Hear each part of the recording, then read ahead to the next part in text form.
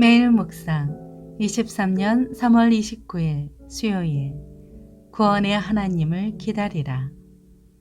잠언 20장 21절에서 30절 말씀. 처음부터 쉽게 얻은 재산은 행복하게 끝을 맺지 못한다.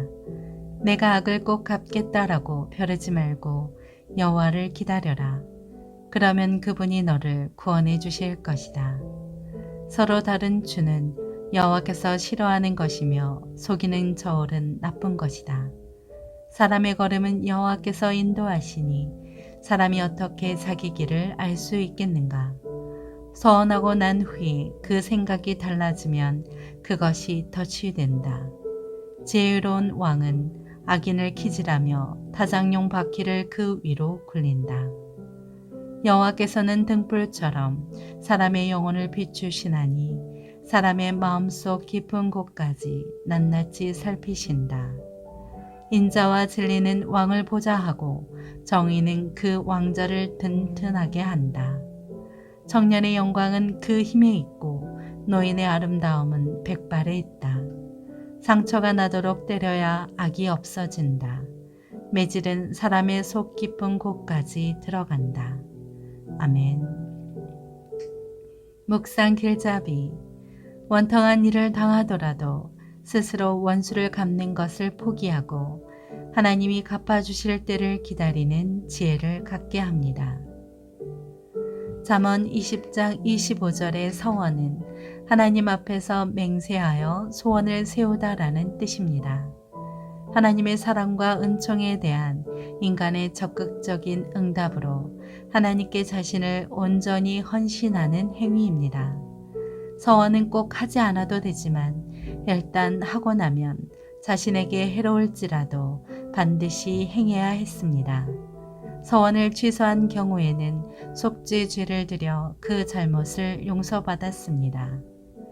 지혜로운 의인의 삶과 어리석은 악인의 삶은 명확하게 구분됩니다.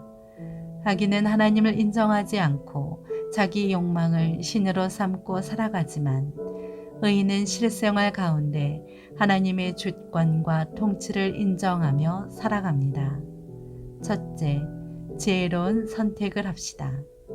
원통한 일을 당하거나 정당한 대우를 받지 못했을 때 사람은 분노하며 보복을 계획하기 쉽습니다.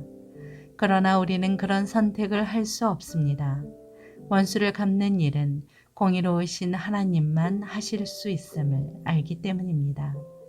스스로 행동을 취해 만족을 얻는 것보다 하나님께 맡겨드리는 것이 지혜롭습니다. 둘째, 하나님의 계획과 섭리. 인간의 어떤 계획과 노력도 전능하신 하나님의 계획과 섭리보다 우선될 수 없습니다. 모든 세상사의 배후에 하나님이 계시다는 사실을 잊지 마십시오. 그러면 어떤 일 앞에서도 조급해하거나 섣불리 행동하지 않고 잠잠히 하나님의 뜻을 구하며 간절히 기도할 수 있을 것입니다. 셋째, 지혜로운 지도자. 지혜로운 왕은 마치 농부가 알곡과 가라지를 구별하듯이 악인과 의인을 바르게 구별합니다. 그리고 악인에게는 적당한 형량을 부과합니다. 지혜로운 왕은 인자와 진리로 자신을 지키며 백성들을 향한 사랑과 신실함으로 약속을 지킵니다. 우리는 지도자들이 하나님을 경외할 수 있도록 기도해야 합니다. 처음과 나중이시며 온 세상의 통치자이신 하나님은 언제나 우리를 앞서서 인도하십니다. 그런 하나님을 믿고 신뢰하며 그분의 일하심을 기다리는 것이 곧 지혜입니다. 그 지혜를 간절히 사모하며 타락한 세상 속에서도 용기를 잃지 않는 참된 의인으로 살아가십시오. 삶의 적용. 자신을 볼 때 필요한 눈은 어떤 것일까요? 당신의 자아상은 주변 사람들이 바라보는 눈과 자신이 바라보는 눈에 의해 형성되어 있는 경우가 대부분입니다. 그러나 자신의 눈이나 다른 사람의 눈은 늘 왜곡될 수 있음을 알아야 합니다. 변하지 않는 절대적인 평가 기준이 하나 있습니다. 그것은 당신을 바라보시는 하나님의 눈입니다.